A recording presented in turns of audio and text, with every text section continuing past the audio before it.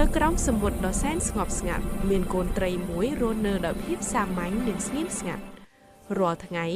វាតែងតែសម្លឹងមើលទៅពន្លឺខាងលើដោយចិត្តពោពេញដោយចម្ឆ្ងល់ដោយសារតែនៅទីនោះវាបានឃើញសត្វស្លាបហោះហើរដោយសេរីនៅលើមេឃ